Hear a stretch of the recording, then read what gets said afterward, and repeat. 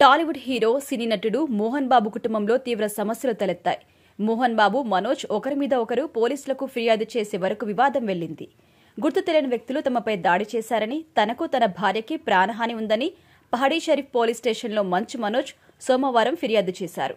మరోవైపు మనోజ్తో తనకు ప్రాణహాని ఉందని మోహన్ బాబు లేఖ ద్వారా రాచకొండ కమిషనర్కు ఫిర్యాదు చేశారు. దీంతో మోహన్ బాబు కుటుంబ గొడవలు బయటపడ్డాయి. సోమవారం అర్ధరాత్రి మంచు మనోజ్ ఎక్స్ వేదికగా 10 విషయాలతో పోస్ట్ చేశారు. నాపై, నా భార్య మౌనికపై మా నాన్న మోహన్ బాబు లేవనెత్తిన దురుద్దేశపూరితమైన, తప్పుడు, నిరాధార ఆరోపణను ఇలా ప్రస్తావిస్తున్నందుకు నాకు చాలా బాధగా ఉంది. మా నాన్న లేవనెత్తిన అంశాలు తప్పే కాకుండా నా పరువు మర్యాదలను కావాలని తీసే ప్రయత్నంలో ఇదొక భాగం. నా గొంతు బలంగా వినిపించకుండా కుటుంబంలో అనవసర కలహాలు చెలరేగడానికి చేసే ప్రయత్నమిది అని మనోజ్ అంటూ 10 అంశాలతో కూడిన వివరణ ఇచ్చారు. ఇందులో కుటుంబానికి చెందిన పలు అంశాలు కూడా ప్రస్తావించారు. మొదటి అంశం, నాపై, నా భార్యపై చేసిన ఆరోపణలు పూర్తిగా కల్పితం. ఎవరిపై ఆధారపడకుండా స్వతంత్రంగా సమాజంలో ఎంతో గౌరవంగా బతుకుతున్నాం. ఆర్థిక సహాయం కోసం కుటుంబంపై నేనెప్పుడూ ఆధారపడలేదు. ఎలాంటి ఆస్తిపాస్తులు నేను అడగలేదు. అలాంటి ఆలోచన నాకు లేదు. ఆ ఆలోచన సైతం సరైంది కాదు.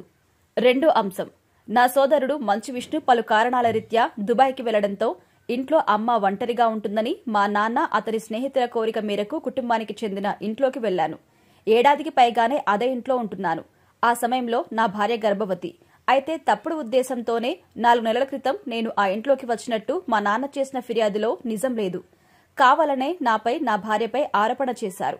కావాలంటే గత ఏడాది కాలంగా నేను ఎక్కడ ఉంటున్నానో మొబైల్ ఫోన్ టవర్ లొకేషన్ ఆధారంగా విచారణ చేయాలని అధికారుల్ని కోరుతున్నాను.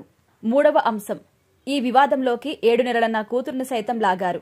ఇది ఎంతో అమానవీయం. ఇలాంటి విషయాల్లోకి నా పిల్లల్ని లాగి చాలా ఇన్నోసెంట్ అనిపించుకోవాలనుకుంటున్నారు. వారిని ఈ గొడవల్లోకి లాగడంతో ఈ ఆరోపణ వెనుకున్న ఉద్దేశం తెలుస్తోంది. అంతేకాకుండా ఫిర్యాదు వెనుకున్న ఉద్దేశం గురించి తీవ్రమైన ప్రశ్న లేవనెత్తుతోంది. మన దేశంలో మహిళల్ని ఇంటికి మూలస్తంభాలుగా పేర్కొంటారు. అయితే కుటుంబం పట్ల, పెద్దల పట్ల ఎప్పుడు గౌరవంగా ఉండే నా భార్యకి ఇలాంటి తప్పుడు ఉద్దేశాలు ఆపాదించడం సరైంది కాదు. ఇంట్లో పనిచేస్తున్న మహిళా సిబ్బందిపై మా నాన్న తీవ్రంగా దూషిస్తుండటంతో వారు తీవ్రంగా మనోవేదనకి గురవుతున్నారు. ఇంట్లో అనుచిత ప్రవర్తన కారణంగా వారు నిరంతరం భయంతో బతుకుతున్నారు. ఈ తీవ్రమైన ఆరోపణలు నిరూపించడానికి సదరు మహిళల సమ్మతితో తీసుకున్న సాక్ష్యాలు నా వద్ద ఉన్నాయి. నాపై తప్పుడు ఆరోపణ చేస్తూనే ఈ విషయాన్ని పట్టించుకోకపోవడం దిగ్భ్రాంతికరం.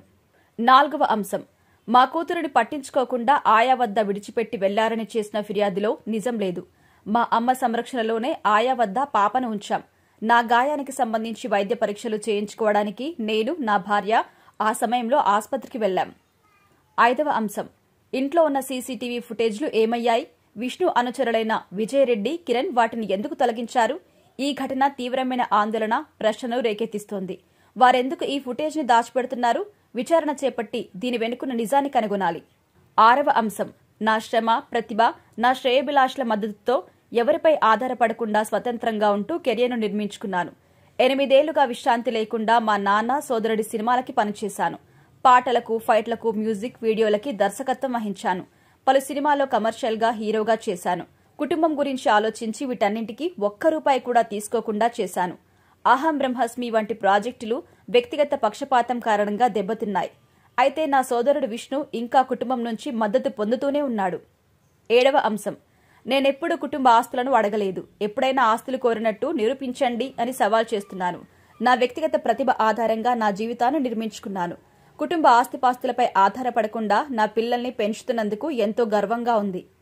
8వ అంశం, నా తండ్రి ఇలా ఫిర్యాదు చేయడం యాదృచ్ఛికం కాదు. విష్ణు, ఆయన associate Vinay Maheshwari Mohan Babu university MBA విద్యార్థులను, స్థానిక వ్యాపారుల్ని దోపిడీ చేస్తున్నారు.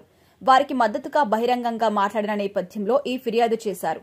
ఆర్థిక అవకతవకలకు సంబంధించి నా వద్ద ఆధారాలు ఉన్నాయి. కావాలంటే వాటిని అధికారులకు అందజేస్తాను. 9వ అంశం, నా తండ్రి నన్ను పక్కకు తప్పించి విష్ణుకు ఎప్పుడు మద్దతుగానే ఉన్నాడు. నా త్యాగాలు ఉన్నప్పటికీ నాకు అన్యాయం జరిగింది. పరువు నష్టం, వేధింపులకు గురయ్యాను. విష్ణు ఫ్యామిలీ ప్రాపర్టీని దుర్వినియోగం చేశాడు. స్వలాభం కోసం కుటుంబ పేరును వాడుకున్నాడు. నేనెప్పుడూ స్వతంత్రంగానే ఉన్నాను.